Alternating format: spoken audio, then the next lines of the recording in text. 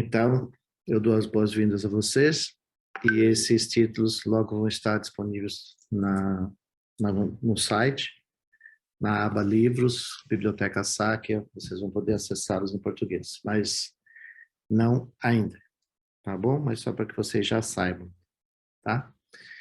Então, a razão é porque muitas pessoas perguntam, né, como começar o Dharma, qual seria a sequência do Dharma, o que é praticar o Dharma e assim por diante, que são legítimas perguntas, eu acho super válidos e merecedoras da atenção e de uma explicação.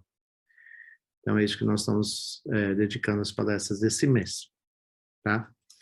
Então, para começar, nós sempre fazemos uma meditação inicial. Então, é isso que nós vamos fazer agora. E depois a gente começa a nossa conversa de hoje sobre como aplicar o Dharma, os ensinamentos do Buda, em nossa vida diária. Esse é o título que nós vamos estar desenvolvendo hoje. Tudo bem? Então, antes de nós começarmos a meditação, as orientações de sempre, quem está em cadeira, certifique-se que a sola dos seus pés estão totalmente em contato com o chão. Para quem está sentadinho em almofadas, veja se está na posição do lótus, semilótus ou a posição do índio. Mas se estiver na posição do índio, certifique-se que as suas panturrilhas não estão pressionando os tornozelos, porque isso dá formigamentos e dores, o que acaba se tornando, contribuindo para a distração durante a prática de meditação. E tanto faz em cadeira e almofada, a coluna deve estar reta, os ombros devem estar nivelados, a nossa nuca deve estar alinhada com a coluna, as mãos, palmas para baixo, descansando sobre as pernas, ou para quem gosta já sabe, mão direita sobre a mão esquerda, deslizando uma sobre a outra, até que os polegares gentilmente se toquem e descansa sobre o colo. E assim permanecemos. Como instruções gerais, os olhos, para quem tem já habilidade ou já está acostumado com isso, eles devem permanecer semiabertos, olhando para um ponto qualquer à sua frente, na linha do nariz. Para quem tem dificuldades ainda de permanecer com os olhos semiabertos, você pode fechar o olho, mas cuidado para não adormecer. Os lábios vão naturalmente permanecer entreabertos e nós devemos prestar atenção em nossa respiração. Então, durante todo o exercício, a cada exalação, nós devemos oferecer um contínuo relaxamento do nosso corpo. Relaxar o corpo, soltar o corpo, sem, no entanto, desfazer a postura. Se houver necessidade de fazer ajuste na postura, você pode fazer, mas faça isso acompanhado de sua respiração. Também, a cada exalação, nós vamos dando liberdade para que as nossas preocupações, as nossas ansiedades, angústias, seja o que for, que se movimente com o movimento da nossa respiração e nós damos liberdade para o que quiser ir partir e o que ficar, nós vamos acolher. Em meditação, nada deve ser objeto nem de apego, nem de aversão. Pois o objetivo da meditação é nós realizarmos na natureza dos pensamentos, que são só pensamentos que surgem na nossa mente, como imagens, memórias, assim por diante, mas são só pensamentos. São transitórios e assim nós devemos deixar que eles surjam e desapareçam naturalmente, permitindo assim que a nossa atenção permaneça repousado na experiência da nossa respiração. E com isso, nós vamos dando ao nosso corpo uma sensação de relaxamento, de conforto, bem-estar, e também vai destensionando, porque vamos dando liberdade às preocupações, ansiedades, angústias, o que seja, possam naturalmente se mover e partir, e por quanto isso, a nossa atenção permanece na experiência do momento presente, que é o aqui, o agora, na experiência da sua respiração. Então é isso que nós vamos fazer por alguns minutos. Eu vou dar algumas instruções no meio, mas, em essência, a prática deve seguir esse caminho. Tudo bem? Então nós podemos começar.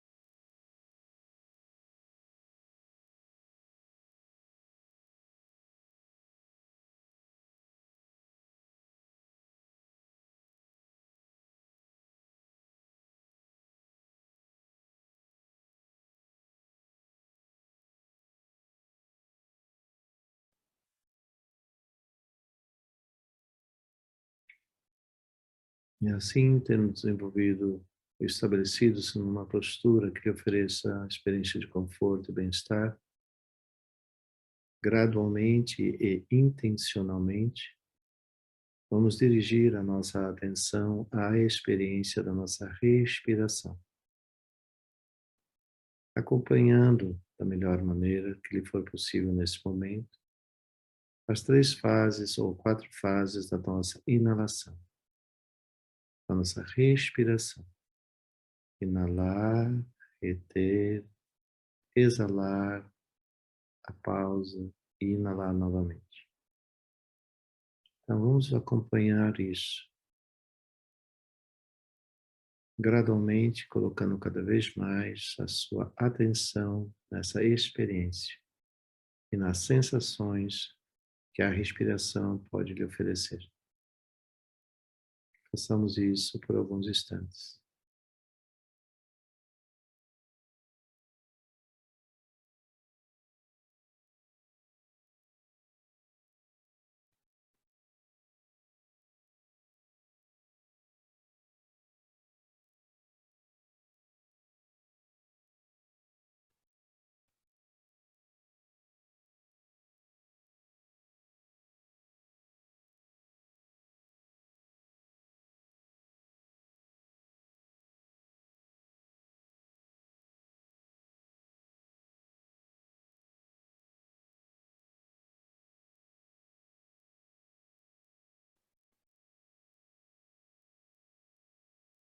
Continuamente, durante todo o exercício, relaxe, solte o seu corpo, sem desfazer a postura. Durante todo o exercício, continuamente, apenas lê liberdade para que as preocupações, ansiedades, angústias, seja o que for, se movimente, se liberte, e assim abrindo espaços entre os pensamentos, aliviando as emoções aflitivas que podem acompanhá-los.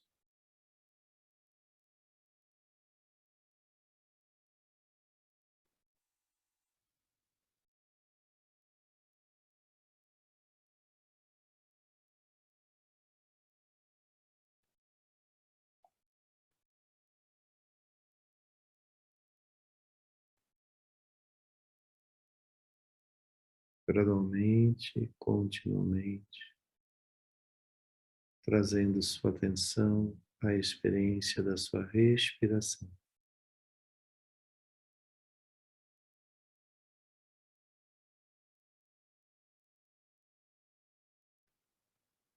Nada deve ser forçado, apenas desenvolva essa intenção.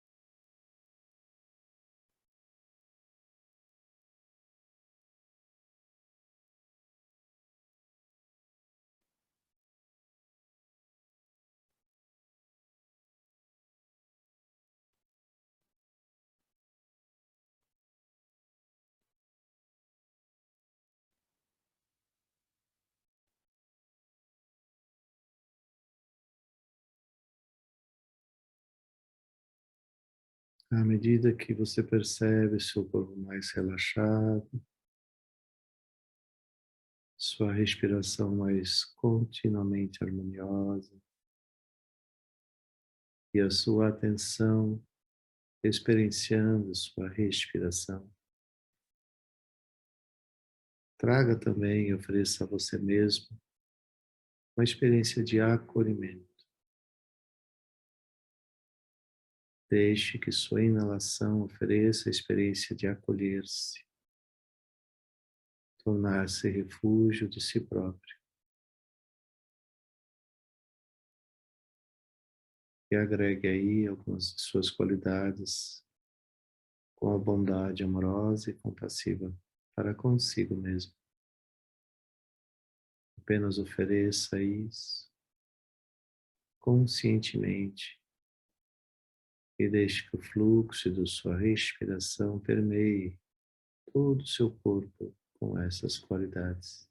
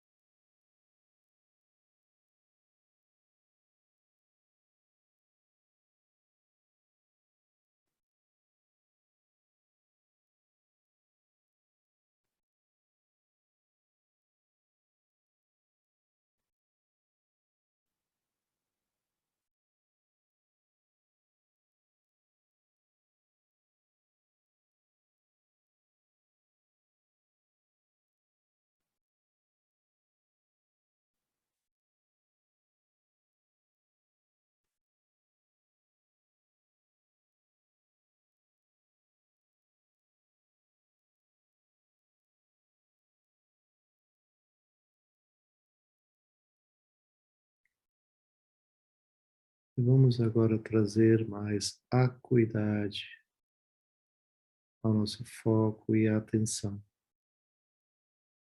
Vamos conduzir a atenção às nossas narinas, de maneira que nós possamos vividamente sentir o ar na entrada, volume e temperatura, a trajetória do ar passando pelas traqueias, preenchendo nossos pulmões. E também, naturalmente, nosso abdômen se expande e nosso corpo todo se revitaliza. A pausa, que é o momento da expansão da consciência, tornar-se mais mindful da experiência presente. O corpo relaxa, o abdômen naturalmente contrai, os pulmões se esvaziam e o ar saindo, a trajetória do ar até sair novamente pelas nossas narinas, volume e temperatura. Vamos, no melhor da nossa possibilidade, trazer toda a nossa atenção às narinas e assim, com muita atenção, viver essa experiência por 21 ciclos, contando sempre pela inalação. Caso você se distraia e perca a contagem, não tem problema, apenas retome do 1 novamente. Podemos começar?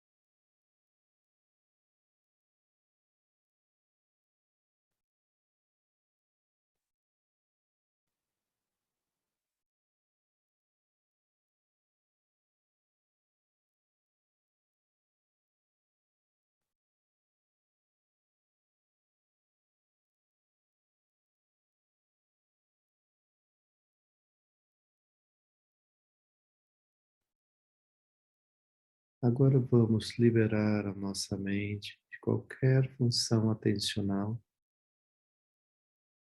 deixando que nossa mente repouse em seu estado natural. Seja o que for que possa surgir em nossa tela mental, ou nossa consciência mental, seja o que for que ali possa surgir, apenas deixamos. Não nos julgamos, não nos envolvemos, não nos apegamos nem rejeitamos. Se assim o fizermos, seja o que ali surgir naturalmente em seu próprio tempo, espaço, retrocede, se dissolve. Nós permanecemos no espaço, na luminosidade, na quietude, que é a natureza de nossa própria mente.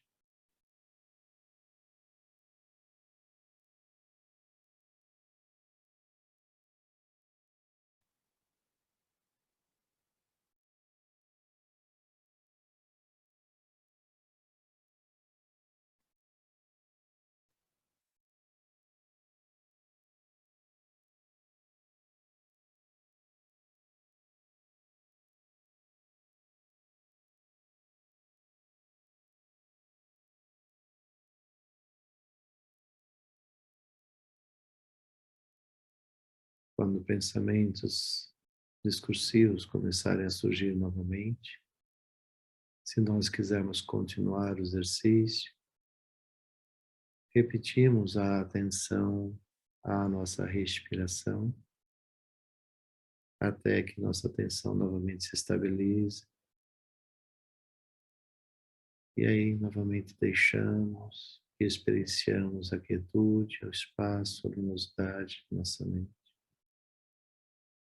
E assim vamos nos familiarizando com a nossa mente nesse estado, que é o estado natural de nossas mentes, da nossa mente. Mas aqui, para encerrar o exercício, nós fazemos novamente 3 respirações longas e gentis. Agora, de uma maneira mais plenamente consciente da experiência de cada inalação, da pausa, da exalação. Também conscientes das experiências e sensações do corpo, em um estado de melhor relaxamento, conforto e bem-estar. E também nos familiarizamos com a experiência da bondade amorosa, compassiva e de acolher-se a si mesmo no momento presente, assim como ele é.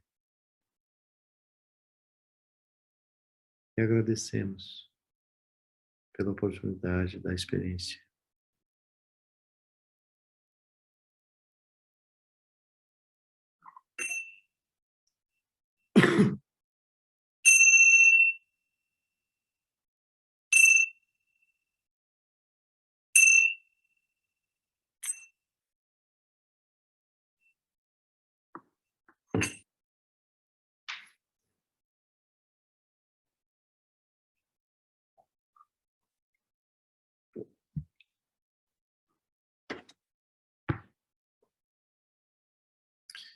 Bom, como praticar um Dharma na nossa vida diária? É como essa experiência que nós acabamos de ter da quietude, do espaço, da luminosidade, do silêncio. Quando nós oferecemos a nós mesmos essa oportunidade de maneira consciente e intencional e desenvolvemos awareness, ou seja, plena consciência do pertencimento ao momento presente, de tudo que compõe o momento presente. E aí nós podemos começar a desenvolver mais a acuidade da nossa atenção e, principalmente, desenvolver a habilidade de direcionar a nossa atenção apenas aos pensamentos, palavras e ações que têm a possibilidade de dar origem às causas e condições de uma vida mais plenamente vivida, a expressão das nossas qualidades, habilidades e competências, e assim desenvolvendo maior consciência e também oferecendo em cada momento, através dos nossos pensamentos, palavras e ações, aquilo que verdadeiramente representa a natureza humana que nós somos. Isso significa dizer que nós devemos nutrir o momento presente com amor, compaixão, generosidade, ternura, afeto, empatia. Devemos entender que todas as coisas são impermanentes e interdependentes e assim direcionarmos as nossas ações de pensar, falar e agir na construção de uma convivência, de uma sociedade mais amorosa, mais ética, mais realizadora e assim por diante. Então, se nós trazemos essa intenção, essa motivação para a prática do Dharma, como aqueles de vocês que têm tido a oportunidade de participar da sequência de iniciações, de ensinamentos que Sua Santidade, o 41º Sakyatri Singh Gomatriti Rinpoche, Sua Santidade, o 42º Sakyatri Singh, eu tenho oferecido, já tem alguns meses, online. Vocês têm percebido que todos começam sempre nos convidando a observar qual a motivação e intenção que nos traz a participar daquilo que eles vão estar oferecendo a iniciação, ensinamentos e assim por diante. O que é fundamental, enquanto prática de vida, é que nós venhamos desenvolver, sim, essa habilidade, essa consciência introspectiva de observarmos o que dirige as nossas ações. Desde o momento que nós acordamos de manhã, nós devemos, naquele momento, primeiro reconhecer que estamos vivos, dotados de um corpo perfeito, uma mente perfeita, funcional, e que nos permite atuar no mundo. Ok. Qual a motivação e intenção? No momento que eu levantar da cama e interagir, qual a motivação e intenção? Essa é uma qualidade que nós devemos verdadeiramente nos esforçarmos para desenvolver. Por quê? Se nós somos hoje 8 bilhões de seres humanos habitando nesse planeta, fundamentalmente todos nós aspiramos uma vida longa, uma vida feliz, uma vida realizadora e assim por diante. Ok. Mas quanto que nós colocamos a intenção e a motivação na construção? Nós nos expressamos, nós temos 3 ações: o pensar, o falar e o agir. Na esfera do pensar, isso pertence somente a nós. Ninguém sabe o que nós estamos pensando. Apenas nós sabemos, a nossa consciência sabe. Então, para que essa consciência se manifeste, nós temos a fala e temos as ações. Então, nós temos que trazer muito claramente qual a motivação e intenção de ir do ponto A para o ponto B. Ponto. Qualquer coisa. Quando você vai se alimentar, quando você vai banhar, quando vai se vestir, e quando você vai dirigir, se você vai caminhando de bicicleta, de carro, de coletivo, como você vai? Ou seja, o que eu estou querendo dizer é que não deveria haver nenhuma ação do pensar, falar e agir que não esteja norteado conscientemente por uma motivação e intenção. Talvez algum de vocês pergunte, mas às vezes o senhor fala que a gente não adivinha o próximo pensamento, ele é naturalmente surgido. E isso é verdade. Mas, no momento que um pensamento surge, naquele momento, através da consciência introspectiva, eu posso olhar qual a qualidade desse pensamento. Ele vai de encontro à minha motivação e intenção de ser feliz, de promover felicidade, benefício a todos os seres ou não. Se não vai, nós temos a habilidade, sim, de interromper aquilo naquele momento. e dar surgimento consciente de pensamentos positivos e construtivos, benéficos a nós e a todos os seres. Então, isso é um treino, isso é meditar, isso é familiarizar-se com você mesmo e reforçar essa intenção e essa motivação.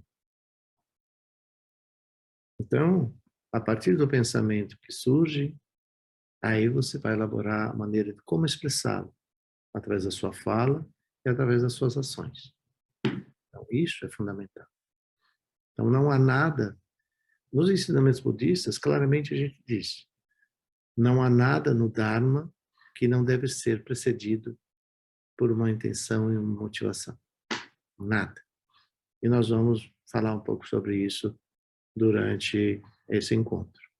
Mas essa seria a primeira coisa que nós devíamos desenvolver. Tá bom? A outra coisa é, quando a gente pergunta o que é praticar o Dharma, como praticar o Dharma, o que é o Dharma? Então, talvez a primeira pergunta seja o que é o Dharma, que nós aspiramos praticar. Né? Então, ouvi falar do budismo, quero praticar o Dharma. Então, o que é o Dharma? O que é esse Dharma que eu quero praticar? De acordo com o Vasubandhu, existe mais de 10 definições de Dharma. Mas aqui, o Dharma que nós estamos falando é o Buda Dharma. O Dharma do Buda, os ensinamentos do Buda. E os ensinamentos do Buda, como um todo, diz respeito a um caminho de transformação. Transformação da nossa visão incorreta para a nossa visão correta. Simplesmente é isso. E para fazer isso, obviamente, que eu tenho que ter consciência da natureza dos meus pensamentos, das qualidades dos meus pensamentos, mas também observar qual é a resultante daquilo que eu penso, falo e faço, para que eu me torne vítima disso. Então, é essencial que a gente desenvolva esse sentido muito acuído do pensar, falar e agir. Tudo bem?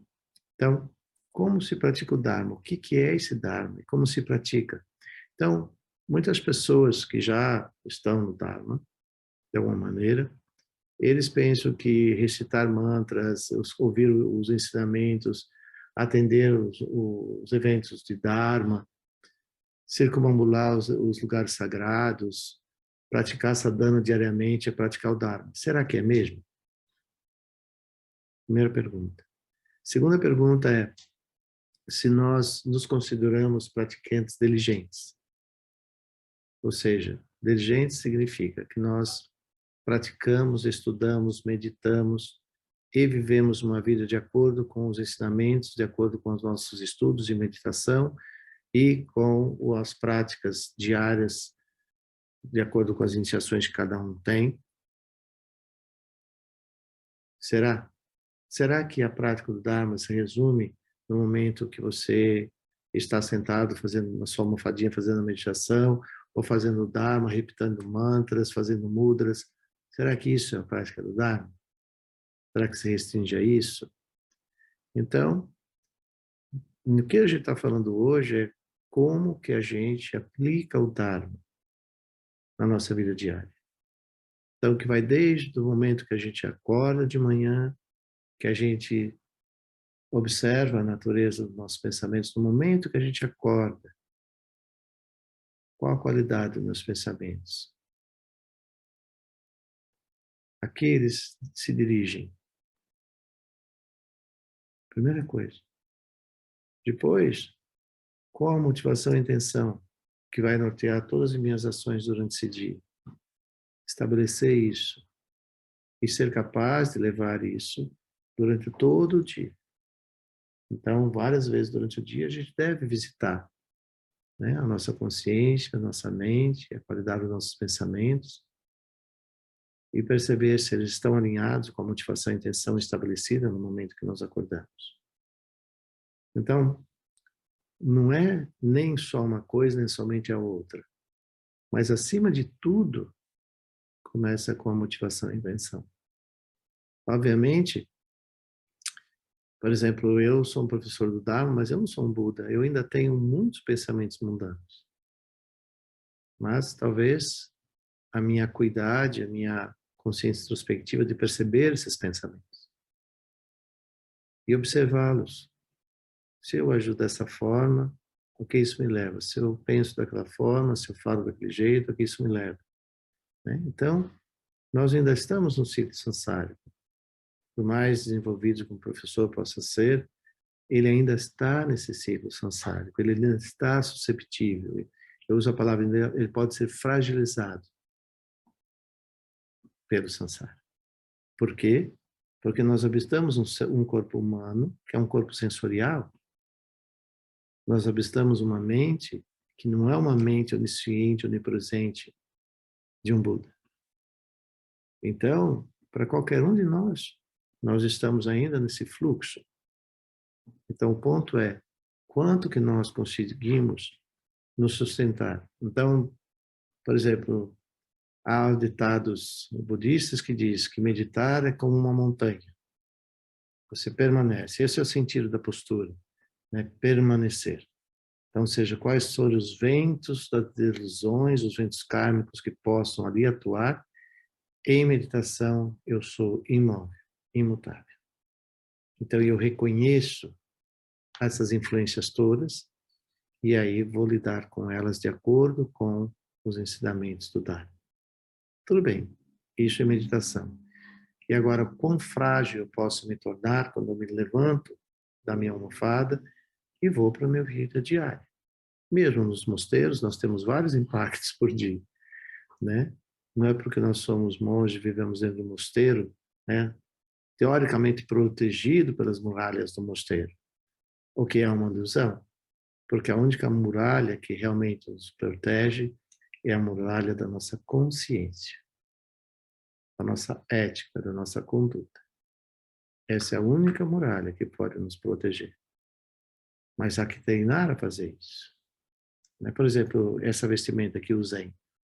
O Zen, quando nós colocamos o Zen, significa que nós estamos conscientes dos votos ou dos preceitos que nós recebemos. Então, é um lembrete. Eu estou protegido pelos preceitos, eu estou protegido pelos votos, eu estou protegido pela motivação e intenção da minha prática. Mas, acima de tudo, existe uma palavra que resume tudo isso, que se chama bodhicitta. Então, a bodhicitta é quando a nossa mente se volta ao Dharma, ou seja, nós fazemos a escolha consciente de, seja o nosso pensar, o nosso falar, as nossas ações, que elas sejam sempre norteadas para que nós venhamos alcançar a iluminação última, que significa dizer, nos livrarmos da ignorância, sendo a ignorância a raiz de todo e qualquer sofrimento. Porque a ignorância diz respeito às nossas ilusões. Então, por quanto nós permanecemos fragilizados pelas ilusões do samsara, e são muitas, nós estamos expostos aos ups e downs.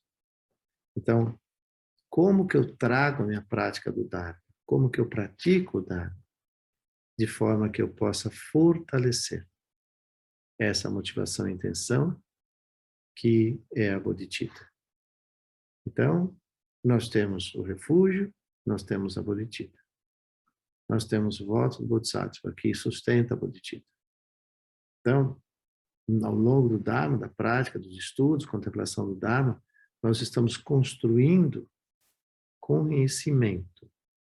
Mas, no Dharma, nós sabemos também que uma coisa é ter o conhecimento racional, a outra coisa é ter a possibilidade de migrar esse conhecimento para as nossas ações do pensar, falar e agir, e aí sermos capazes de fazermos todas as renúncias que forem necessárias para que nós possamos sustentar a bodhicitta. Então, bodhicitta e sustentar ainda nossos apegos, nossas ilusões, são antagônicos. A bodhicitta diz o pensamento de alcançar a iluminação. A iluminação significa a erradicação das ilusões. Então, não há como, senão pela renúncia. Renúncia aos apegos, renúncia às ilusões, renúncia às raízes do sofrimento, a ignorância, o desejo e a raiva. Então, quando nós nos expomos no dia a dia, nós somos fragilizados pelos desejos, nós somos fragilizados pelas ilusões. Nosso corpo é sensorial. Mas, se eu consigo sustentar isso, a bodhicitta, a motivação e a intenção, aí eu estou praticando Dharma. Mas ainda há um longo caminho para que a gente possa verdadeiramente dizer que a gente está, sim, praticando Dharma. Então, nós temos que assegurar que todos os esforços que nós fazemos, eles vão nessa direção de sustentar a nossa aspiração verdadeira de praticarmos o Dharma. Se nós considerarmos, por exemplo, a própria vida do príncipe Siddhartha, que veio a ser o nosso Buda histórico, aquele do qual nós recebemos o legado dos ensinamentos do Dharma, né? Ele nasceu num corpo humano, viveu uma vida como nós vivemos. Foi exposto a isso também, até que ele acaba por examinar as suas próprias inquietudes. E ele, ao sair do palácio, aí há várias maneiras de contar essa história, mas ao sair do palácio, ele se sente fragilizado por conhecer o envelhecimento, a doença, a dor, a morte. E aí ele desperta nele a aspiração de saber se haveria alguma forma de evitar tudo isso, né? E aí ele vai sair do palácio, ele vai meditar por 6 anos, aí tem toda a história de como tudo isso acontece, mas ao final ele alcança esse estado que nós denominamos, né? A história denomina como Buda. Ou seja, o estado de Buda significa o estado de um ser iluminado. Aquele que, a iluminação significa dizer, aquele que entendeu que a natureza de todas as coisas, todos os fenômenos que nós experienciamos, não tem natureza inerente. E por assim ser, não pode se tornar objeto sobre o qual nós depositamos a nossa felicidade. Porque eles são de natureza não inerente, ou seja, são impermanentes, e as experiências, o surgimento dessas experiências dependem de causas e condições sobre as quais nós não temos nenhum controle. Mas nós podemos nos esforçar para que o nosso pensamento, as nossas palavras, as nossas ações venham propiciar surgimento de causas e condições auspiciosas, ou seja, sobre as quais nós podemos desenvolver a nossa sabedoria, até que nós alcancemos a sabedoria última de entender, não somente racionalmente, porque isso a maior parte de nós já fez. Seres inteligentes ouvem os ensinamentos, leem, estudam, contemplam a verdade. Olha, todas as coisas são impermanentes, todas as coisas dependem de causas e condições. Racionalmente eu entendi isso. Mas esse racionalmente não está sendo suficiente para eu desenvolver a renúncia aos meus apegos. Então, de um lado eu sei que todas as coisas são impermanentes, porque elas dependem de causas e condições. Então, qualquer coisa que eu possa possuir, dominar, comprar, esse dominar, comprar, possuir, controlar, a vida todo dia mostra para a gente que não existe, porque nós sempre estamos perdendo coisas. Amigos vão embora, amigos morrem, empregos se vão, riqueza se exaure, saúde se transforma em doença. Enfim, todo dia nós vemos isso acontecer. Mas, mesmo assim, nós não renunciamos aos apegos. Então, alguma coisa na sua prática não está funcionando. Você levanta, medita, recebe iniciação, recebe ensinamentos, estuda, mas não muda. Ou seja, intelectualmente eu acredito que eu estou mudando, mas a minha experiência de todo dia não está revelando isso. Porque eu continuo exposto à raiva, ao apego, aos ciúmes, à inveja, fragilizado aos prazeres sensoriais, ganância, mesquinhez. aparências, tudo isso ainda norteia. Então, uau, como é que eu faço? Como que eu pratico esse Dharma? Então, o próprio Siddhartha, se vocês lerem e estudarem, né, os 12 efeitos do Buda, a gente vai ver isso ali. Então, ele vai renunciando às coisas. Ele vai renunciando às coisas.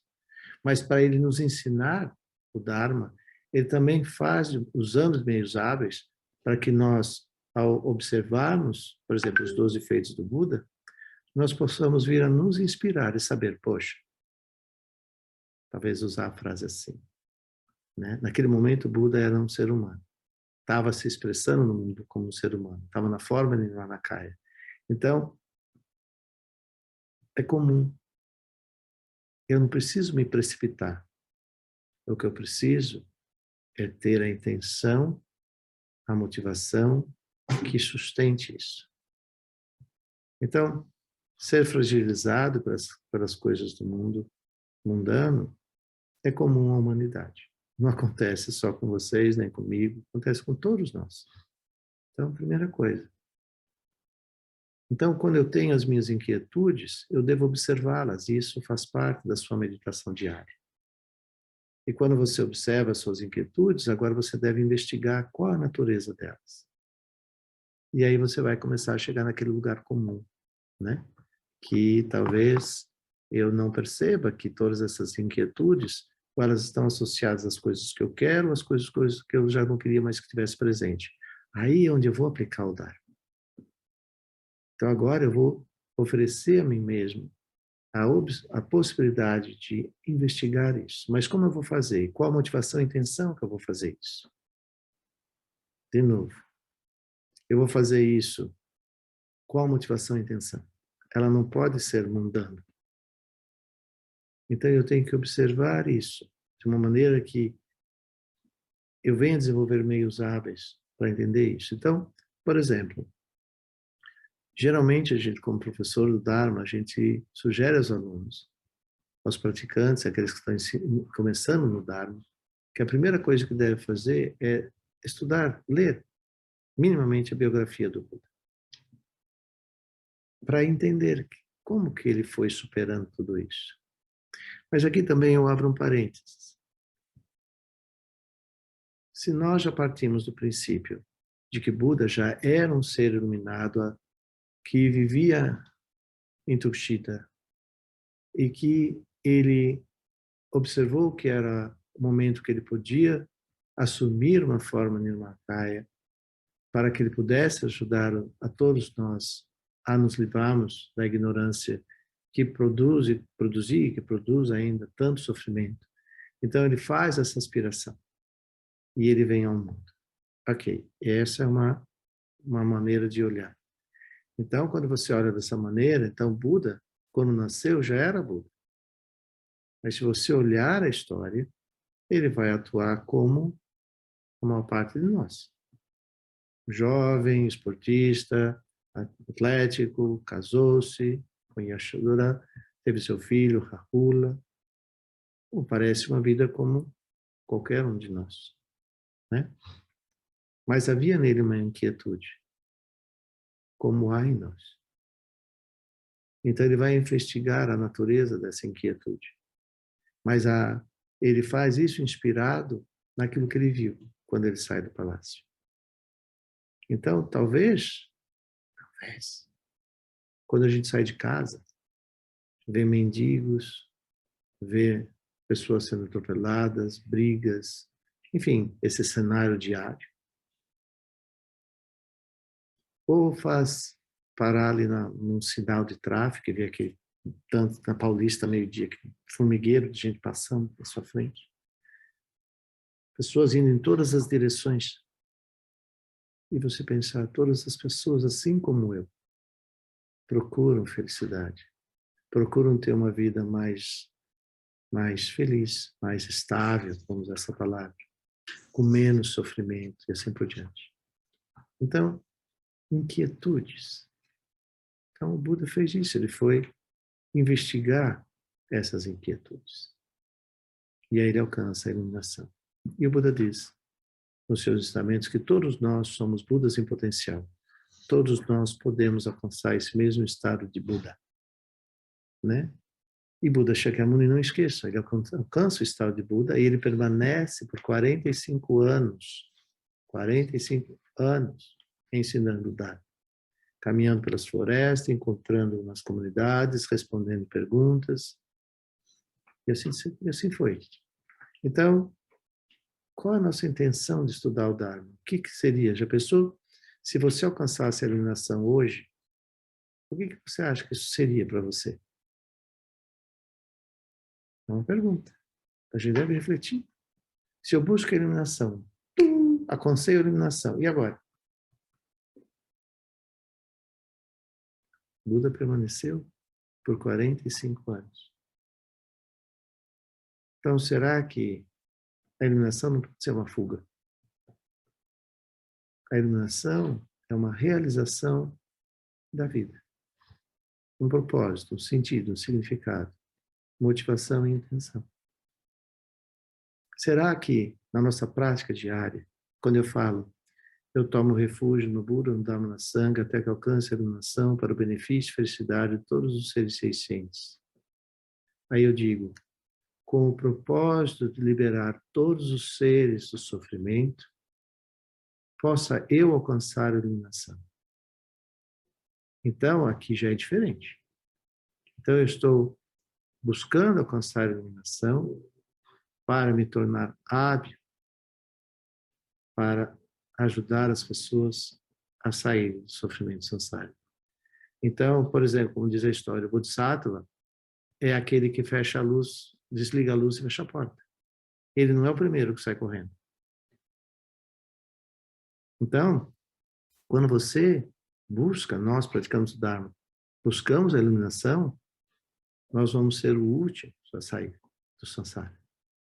Como disse Shantideva, enquanto o universo existir e nele houver seres seiscentes, possa eu permanecer para libertar todos os seres. Então agora você contempla qual a motivação e a intenção de fazer a sua prática do Dharma.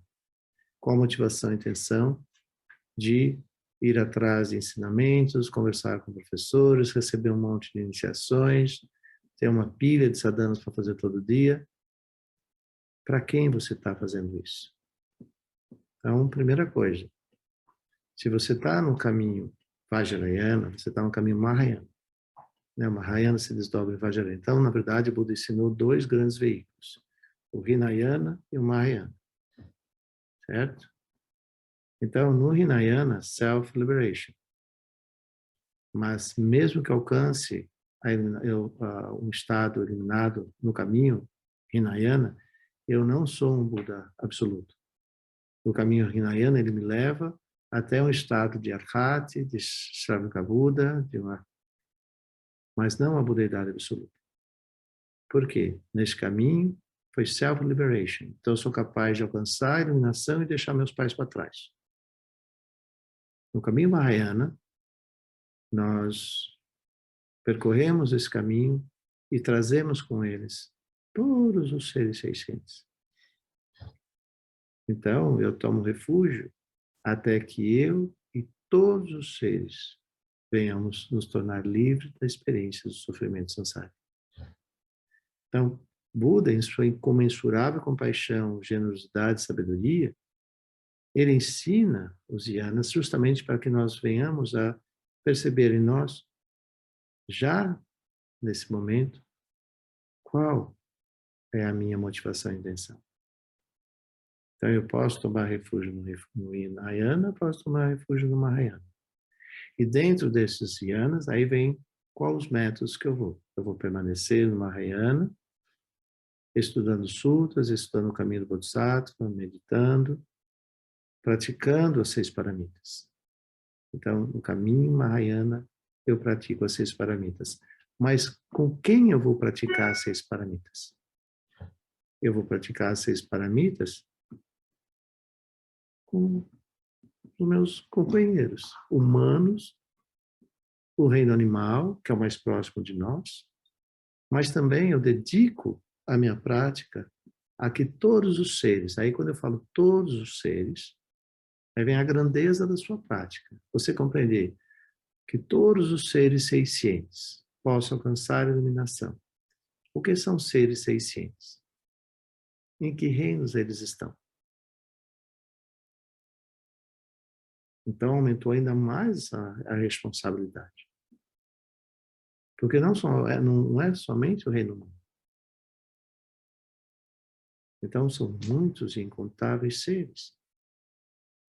Então você está assumindo a responsabilidade de dedicar cada mérito que você faça a que todos os seres se liberem do sofrimento sansárico. Todos os seres. Incondicionalmente. Aí vem mais uma dificuldade que nós temos. Incondicionalmente. Então não está na esfera dos meus amigos, não está na esfera fechada da minha família, dos meus amigos. Está na esfera de todos os seres seiscientes. Porque quando nós compreendemos que nós estamos no ciclo sansárico, porque as nossas ilusões é que nos prendem na experiência de samsara. Então, todos os seres. Então, não há aqui eleger amigos e inimigos indiferentes. Reino humano, o reino animal, o reino de forma e não forma. Então, são muitos, incontáveis. E por isso que nós precisamos desenvolver uma amplitude no olhar. Por quê? Senão, aquelas perguntas que eu fiz inicialmente. O que é praticar o Dharma? É receber iniciação? É ter um professor? É fazer uma prática sadhana todo dia? É comprar artefatos do Dharma? É rezar, fazer mudras, recitar mantras, tocar instrumentos? A gente vai começar a ver que isso só faz parte do método. Mas a prática do Dharma mesmo, é um lugar muito mais à frente. Então é disso que a gente está falando, né? Então, quando a gente vai estudar o Dharma, nós temos que entender, por exemplo, o que é o Dharma. Então, eu costumo dizer, de uma maneira inicial, duas coisas. Geralmente, nós falamos que o Dharma é o legado dos ensinamentos do Buda. Corretíssimo. A segunda maneira é quando eu começo a entender que, quando eu pratico o Dharma, o Buda Dharma, o Dharma do Buda, qual foi a motivação e intenção dele nos legar esses ensinamentos por 45 anos? Foi que nós desenvolvêssemos meios hábeis, uma compreensão muito mais ampliada da realidade, ou seja, da natureza dos fenômenos, e, através disso, eu pudesse transformar a minha percepção equivocada em uma percepção correta. Qual a percepção equivocada? Aquela que não entende que a natureza de todos os fenômenos são ilusórios, porque eles não têm uma existência inerente. Essa é a visão equivocada. Qual é a visão da transformação? É entender que tudo isso que eu vejo, computadores, vocês, a mesa, o telefone, títulos, enfim, tudo, é percebido na realidade relativa. Eu não posso negar que esta mesa está aqui, que o celular está aqui, que vocês estão aí, que eu estou vendo vocês através de uma tela. Então, vocês, para mim, são virtuais. Um sonho. São virtuais. Eu estou vendo vocês através da tela, que é diferente de eu ver quem está aqui pessoalmente. Mas, em última análise, tanto vocês que estão na tela como vocês que estão presentes são ilusórios. Por quê? Não se ofenda. Por quê? Porque nós todos não temos uma existência inerente. Todos nós nascemos de causas e condições, devido a causas e condições, e nós vamos morrer. Não sei que dia, que hora, como, por quê.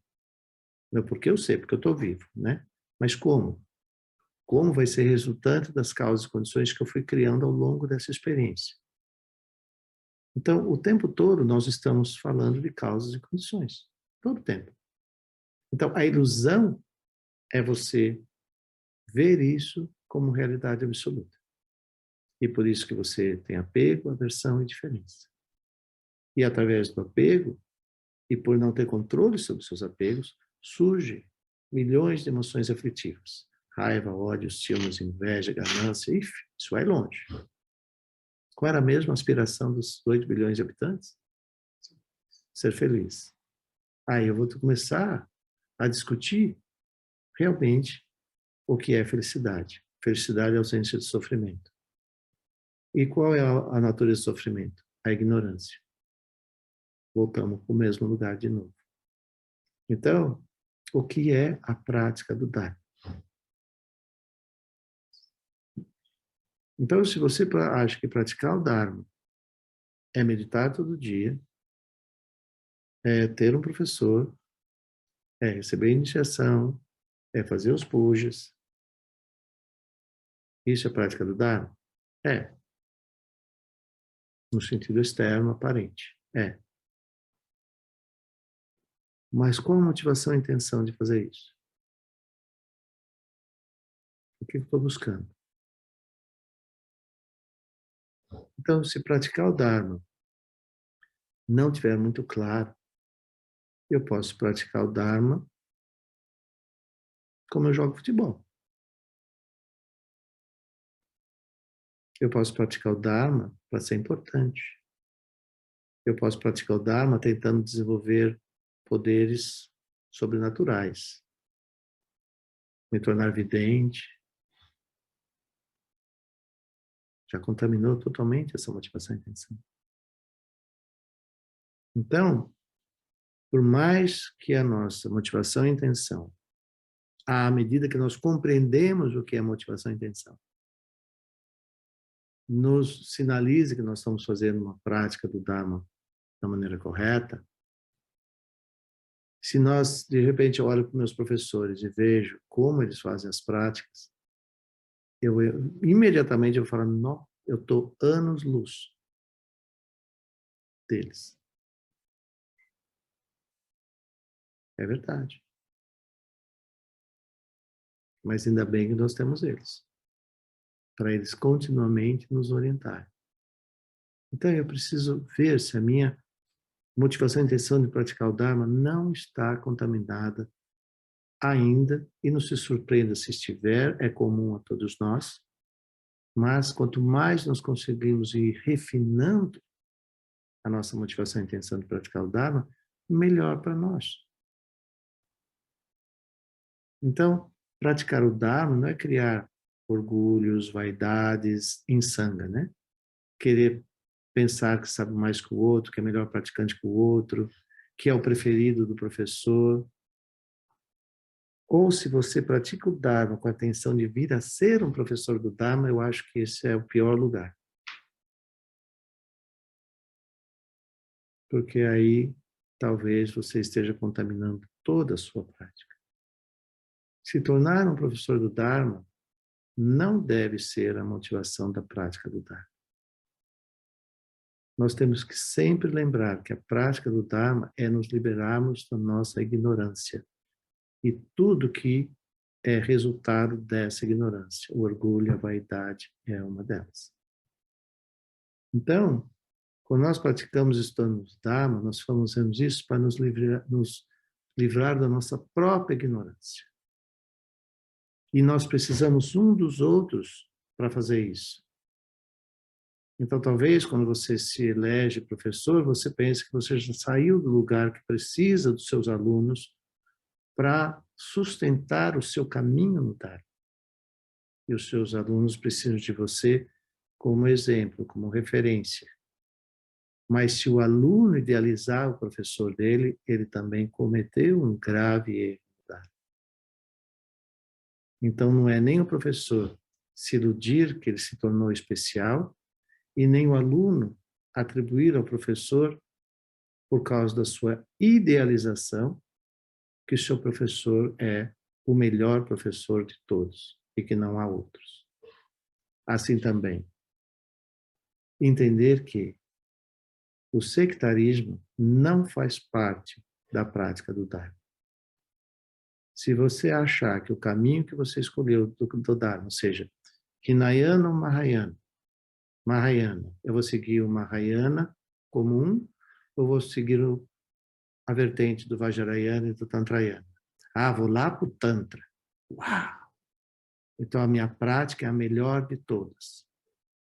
Cometeu um grave erro, porque não haveria o Tantra se não houvesse o Hinayana. Os ensinamentos do Buda são absolutamente interdependentes. Para que nós venhamos realmente a pacificar os nossos venenos mentais, nós devemos ter, primeiro, o conhecimento que o Buda não ensinou por acaso, da maneira como ele ensinou. Na verdade, nos ensinamentos a gente acaba entendendo, e alguns ensinamentos bem específicos, que vão dizer que ao mesmo momento que o Buda dava um ensinamento, as pessoas que ouviam, cada uma delas, de acordo com o seu condicionante kármico, entendia desde do Hinayana até o Tantrayana, em uma mesma fala do Buda. Ou seja, as pessoas iam se conectando, entendendo o ensinamento através da sua própria leitura kármica. E eles iam se liberando dessas camadas e avançando. Então, a gente precisa realmente entender tudo isso. Por isso que fala que Buda falava de uma linguagem entendível e acessível a todo e qualquer ser. Isso está na oração de Samantabhadra. É um dos parágrafos da prece e aspiração de Samantabhadra. Então, por isso que é necessário que a gente estude, contemple e veja no que os ensinamentos nos inquietam, talvez mais do que aquilo que ele me inspira, inicialmente. Quais são as camadas que esse ensinamento me irrita? Porque a inquietação a inquietude é uma irritação. Então, quando eu vou estudando o Dharma, aquilo vai tocando em lugar que às vezes é extremamente desconfortável. Ah, então você está ouvindo o Dharma. Que bom. Porque quando desperta você um interesse de investigar por que isso está me incomodando, escutar sobre isso. Por exemplo, escutar sobre ética, porque me incomoda. Escutar os ensinamentos, os preceitos, não matar, não roubar, não mentir, não se intoxicar, não ter má conduta sexual. Por que isso me inquieta? Eu estou no pleno século XXI e vem falar de má conduta sexual? Isso é doutrina? O que é isso? A gente tenta sair por esses lugares. Porque eu não quero visitar o que significa isso na minha vida. Não se intoxicar. O que isso é? Enfim, e assim vai. Estou dando apenas alguns exemplos de como a gente começa a perceber. E se a gente começa a se irritar, então você está ouvindo dar. Então há em você uma motivação, uma intenção. É que nem meditar. Você senta para meditar, senta do lado de outras pessoas. Aí passou o período de meditação, alguém fica até meio triste. Nossa, eu não consigo fazer isso. O outro já fala, nossa, para mim é tão fácil, olha, eu sento, calo, nossa, ufa. Quem será que meditou? Aquele que percebeu as dificuldades ou aquele que simplesmente ficou? Certamente aquele que percebeu as dificuldades é aquele que realmente foi para os enfrentamentos das dificuldades. Por exemplo, para quem estuda os 9 passos da meditação shamatha, né?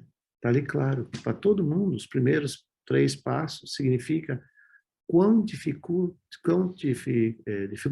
é para nós trazermos a nossa atenção e estabelecer ela em um único objeto, que no caso é a nossa respiração. Quais são as distrações? Então tem gente que pensa que meditou, mas embarcou em alguma dessas distrações e ficou lá. Então ele não teve incômodo nenhum. Ao passo que aquele que percebeu que tinha embarcado em ilusões em distrações e foi perceber o quão difícil era para trazer a atenção para o momento presente, esse realmente está se deparando com as suas inquietudes, com os seus hábitos mentais e assim por diante. Então, quando nós lemos os ensinamentos do Buda, em muitos aspectos eles nos inquietam, porque naturalmente eles nos convidam a uma reflexão que naturalmente nós não estamos mais acostumados a fazer.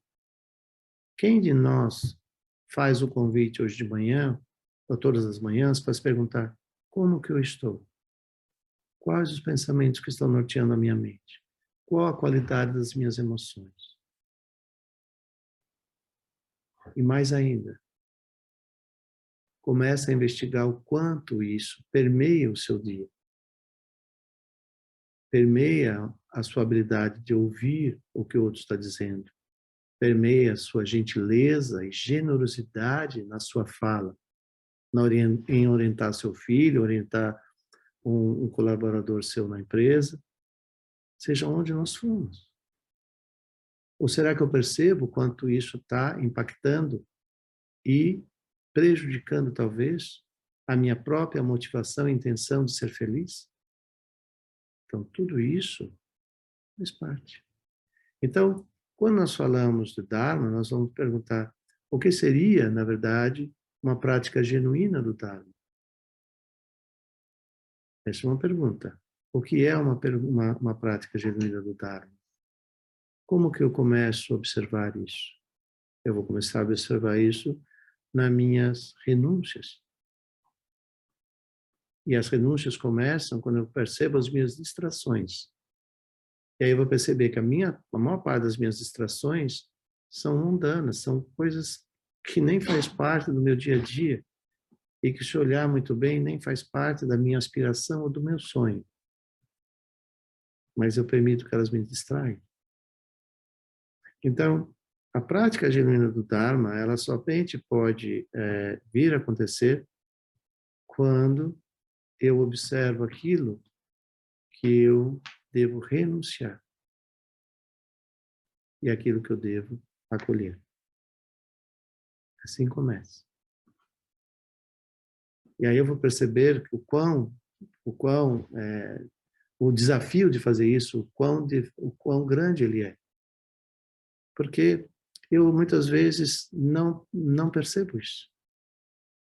Por exemplo, se eu estou praticando em Sangha, quantas vezes eu posso perceber que eu estou julgando a prática de uma outra pessoa? Quantas vezes eu vou perceber que eu estou me achando melhor que o outro? Quantas vezes eu vou, talvez, me deixar contaminar por um sorriso do meu professor, pensando que ele está sorrindo para mim? Eu devo ter aspiração no momento que o professor sorri para mim, eu devo ter aspiração que todos os meus amigos de sangue estejam naquele momento conectados naquele sorriso. E não o pensamento egoísta de que ele está rindo para mim, que ele está olhando para mim, porque eu sou especial. Então, quantas vezes eu consigo me deslocar desses lugares egóicos para aspirar que todos estejam vendo o sorriso, esse sorriso lindo do meu professor, ao invés de ter isso como um ato de egoísta. Então, tudo isso vai acontecendo na nossa prática. E isso me chama para perceber minha prática é genuína ou ela está contaminada. Quais são os contaminantes dela? Então, vai chegando um momento que nós vamos começar a perceber que o único lugar que esse lugar pode existir é quando a nossa prática está na nossa mente. E nós temos que ir vencendo essas camadas, de fora para dentro.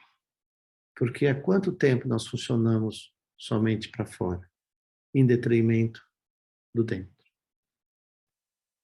Então, por isso que nós temos dificuldade de meditar.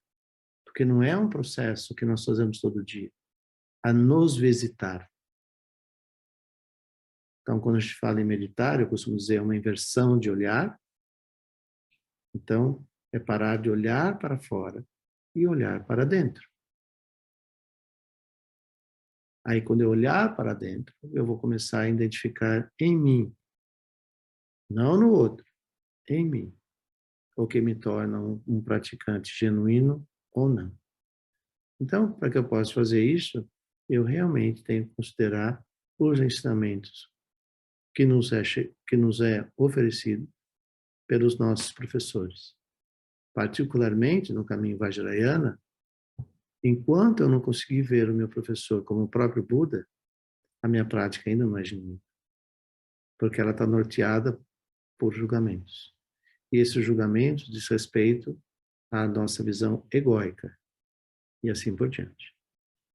Então, qual a dificuldade que eu tenho de olhar para o meu professor assim, por exemplo, no caminho Vajrayana, que é o caminho que nós praticamos, nós temos a linhagem. Então, eu consigo realmente perceber a importância da linhagem. A maior parte das sadhanas começam com a recitação da linhagem. Algumas sadhanas, uma recitação da linhagem pode ter várias páginas, um monte de nome. Na visão mundana, é um monte de nome.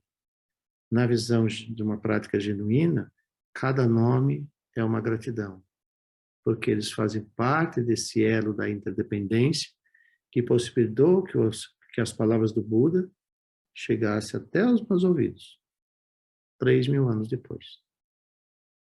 Então, quando eu rezar, quando eu recitar para esta linhagem, eu vou fazer isso com uma motivação e intenção absolutamente genuína.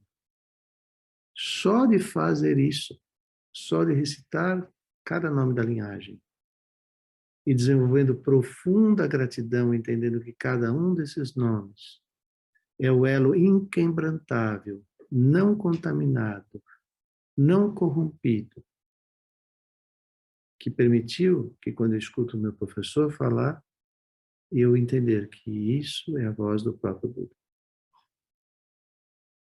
O meu orgulho e a minha vaidade talvez não permita isso. Por quê? Ele é um ser humano. Ele não é tão perfeito assim. E assim vai. Eu começo um desfile, né? Um dicionário de julgamentos. Eu não posso dizer que se há isso em mim, que eu tenho uma prática genuína. Então, para praticar o Dharma, eu tenho que conhecer o verdadeiro Dharma, primeira coisa. Então, particularmente, né, falando dentro do caminho Vajrayana, não falando isso de uma forma sectária, mas falando a partir da minha experiência, que eu sou um praticante Vajrayana, eu entendo que o Vajrayana só foi possível de ser desenvolvido nessa sequência que o Buda ensinou. Mas mais que isso, entender a beleza da prece de Samantabhadra, que fala que as palavras do Buda eram entendíveis a todo e cada ser, segundo a sua capacidade de entender. Então, alguns já compreendiam aquela palavra como a essência última e alcançavam a iluminação naquele momento, e aqueles entendiam como o caminho Hinayana, o caminho que os permitia libertar-se dos grilhões da ignorância. Ao mesmo tempo, no mesmo instrumento, no mesmo som de cada palavra, cada um, e é assim até hoje. Se quando, por exemplo, eu estou em grande assembleia, ouvindo Sua Santidade, Sagyatriz falar, cada um de nós ali presentes estamos absorvendo aquilo segundo os nossos condicionantes kármicos. Então, aqueles que já nasceram dotados de um karma muito auspicioso, pode ser que no final do ensinamento alcance a grande realização. Aqueles que ainda estão com condicionantes muito pesados, vão escutar aquilo como uma essência que os inspira no caminho à iluminação. No mesmo momento, no mesmo lugar, no mesmo ensinamento. E um lugar onde que a gente estuda isso é num livro chamado As Três Visões, de As Três Percepções. Mas isso não é para iniciante. Esse livro eu estou testando o nome, mas não é para iniciante. Porque a gente não vai entender isso no começo. No entanto, há um outro título que se chama Libertando-se dos Quatro Apegos. Nesse sim, é o ensinamento de Manjushri diretamente a Sakya Gunga, que são apenas 4 linhas. Se você tem apego a esta vida, você não tem o Dharma. Se você tem apego aos prazeres dessa vida, você não tem a renúncia. Se você tem apego aos seus próprios propósitos, você não tem a bodhicitta. E se você tem apego à visão última, você não tem a visão correta. Então, são apenas 4 linhas ensinadas diretamente pelo Bodhisattva Manjushri a Sakya Gunga. Então, se nós temos apego a esta vida, nós não temos uma leitura espiritual da vida. Não é uma religião, religiosidade. Vamos separar um pouco isso. Mas, dependendo da tradução, vai vir assim. Mas, se você tem apego a esta vida, você não tem o Dharma. Ou seja, você não tem o caminho que o libera deste apego. Então, nós somos extremamente expostos a compreender ou aceitar que todos os fenômenos que surgem são fenômenos verdadeiros. E por isso que, tão fortemente, nós desenvolvemos apego, aversão e indiferença. E desse apego, aversão e indiferença surgem todas as nossas emoções afetivas. Então, para que nós possamos nos libertar desse apego, nós temos que observar a natureza dos fenômenos. Observar, realmente observar. E perceber que eles são impermanentes, que eles dependem de causas e condições para surgir. Então, eu tenho que estudar isso profundamente. Ou seja, em última análise, olhar para as paramitas. Olhar para a sabedoria última. Né? Para poder entender isso. Se eu tenho apego aos prazeres da vida, eu não entendo que todas as coisas são impermanentes e estão em constante mudança. Então, os meus prazeres são insaciáveis. Então, eu nunca vou ter a renúncia que me liberta dessa ilusão. Então, eu tenho que estudar os aspectos da interdependência e da originação dependente. Se eu tenho apego aos propósitos, ao meu próprio propósito, eu esqueço do meu pai e da minha mãe com a maior facilidade do mundo. Por exemplo, eu não tenho a visão da bodhicitta. Então, eu não tenho a visão que me leva ao caminho da iluminação. E qual seria a iluminação?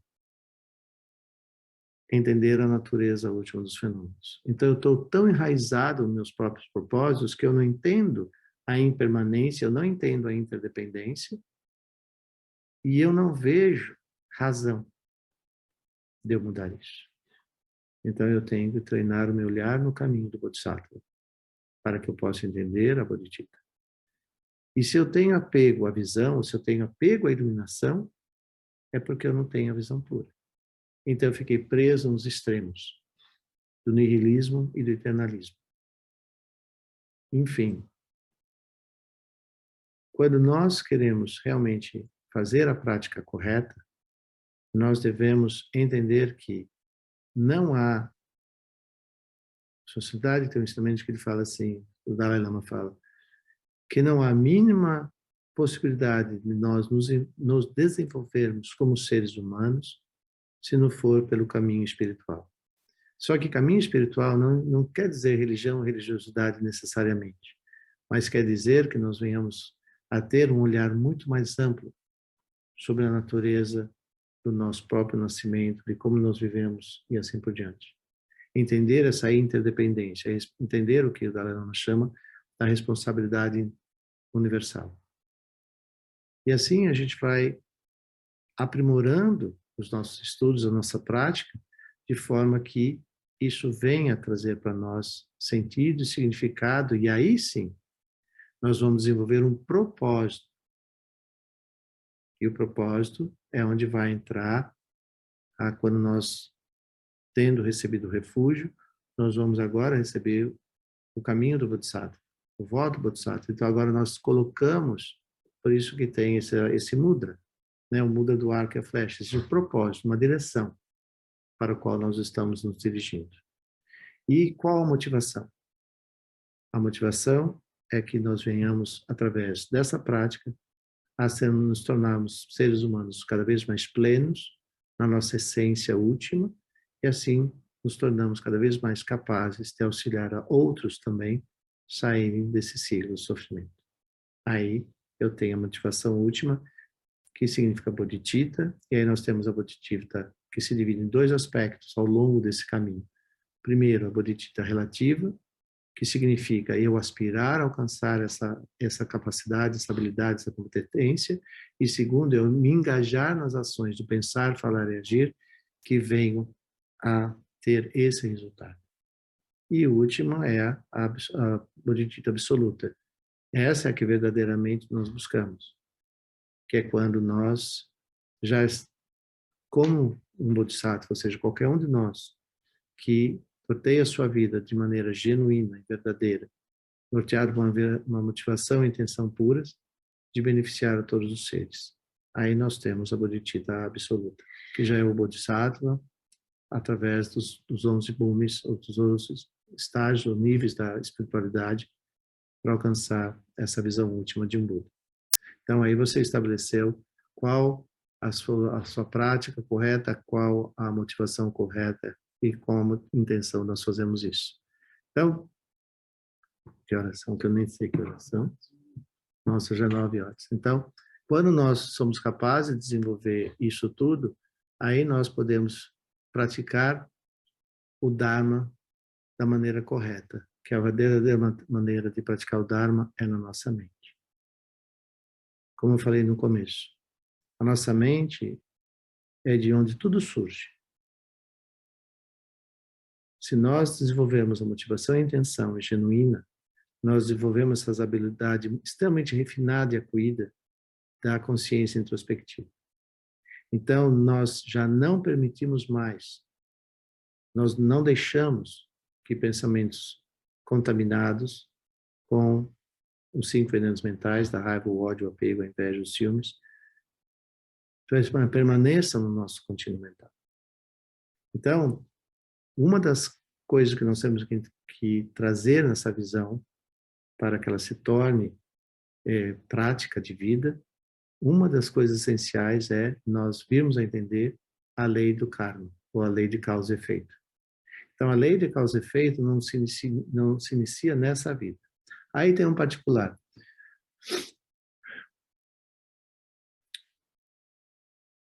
Para que a gente venha se tornar seres humanos cada vez melhores, não necessariamente nós precisamos acreditar em processos de renascimento. Então, eu costumo falar isso. Não é necessário que vocês acreditem em sucessivos renascimentos para estudar o Dharma. Mas para praticar o Dharma é fundamental. Porque se nós não aceitarmos que nós somos um contínuo de renascimentos, nós não vamos encontrar como nós podemos pacificar isso. Nós não vamos conseguir elaborar, entender quando nós somos a natureza primordial da nossa mente, ela é pura, não contaminada. No entanto, hoje, nesse momento que nós chamamos do ciclo sansárico, essa experiência sansárica, ela existe, dado os condicionantes que existem na nossa mente. E onde que esses condicionantes foram criados? Como que eles se mantêm? Como eles se sustentam? Aí nós temos que estudar este contínuo chamado lei de causa e efeito. Senão, você nunca vai entender como o condicionante pode vir a surgir e como que nós somos capazes, através da prática do Dharma, de desconstruirmos essa visão ignorante que sustenta e mantém o contaminante na nossa mente e esse contaminante nos prende na experiência sansárica. Então, como que é possível, assim como foi para o Siddhartha, alcançar a iluminação? Então, para que eu possa realmente praticar o Dharma, entender a lei do karma, a lei de causa e efeito, é condicionante. É condicional, ou seja, nós temos que aprender a estudar para entender isso. É necessário. para praticar o Dharma de forma genuína e virmos a entender como que o Dharma pode nos liberar desses condicionantes.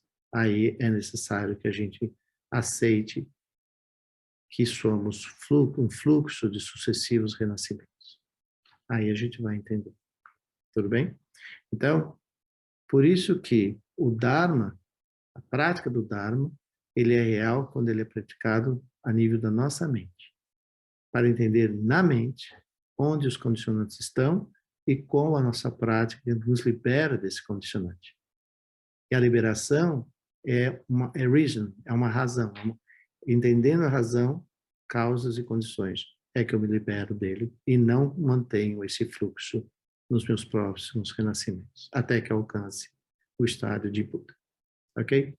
Então, eu penso que eu avancei um pouquinho no horário, mas pelo menos eu consegui trazer isso para você, tudo de uma maneira clara, pelo menos no meu entendimento. Então, é necessário sim, para que a gente possa ter uma prática de Dharma genuína, nós venhamos a entender os renascimentos como esse fluxo e sabemos que em qualquer nascimento, seja onde que há a possibilidade cognitiva, né, por exemplo, no reino humano, nós possamos nos liberar dessas causas e condições. E aí, quando nós controlamos, então, podemos usar essa palavra, nós controlamos isso através da consciência introspectiva, nós vamos reduzindo as causas kármicas que nos mantêm no ciclo sansárico. Agora, uma outra coisa, quando a gente fala nos mantém no ciclo sansárico, também é necessário entender que não é morrer no samsara e nascer no nirvana. Nós vivemos todos os dias momentos nirvana e momentos samsara. Então, o entendimento que isso surge na nossa mente é que é necessário. E de onde surge? Dos ventos kármicos. E qual é a oportunidade de pacificá-lo? Quando as causas e condições surgem e nós entendemos esse fluxo da ilusão kármica que delude a nossa visão no momento presente. E que, por causa dessa delusão, nós podemos permanecer ou dar continuidade a esse karma, ou nós podemos pacificá-lo e nos libertarmos dele. E todas as vezes que um karma é pacificado, a natureza da sabedoria, de uma das 5 sabedorias que estava oculta através dessa ilusão, naturalmente surge. Ok? Então, eu penso que era isso que eu queria trazer para vocês hoje. Eu aspiro que esse título possa ser, o quanto antes, disponibilizado na nossa biblioteca Sakya. Este é o ensinamento do 42º Sakya Trijin, Ratnavaja Rinpoche. Então, eu espero que logo esse livreto possa estar disponível para que vocês possam lê-lo na sua integralidade e buscar dialogar esse título com outros títulos e assim expandindo mais a sua visão e inspirando vocês na prática do dia a dia como uma prática de vida. Então, uma linda noite para vocês, uma linda semana e nós nos vemos na próxima semana, terça-feira, às 7h30. Uma boa noite e muito obrigado a vocês por estarem aqui conosco.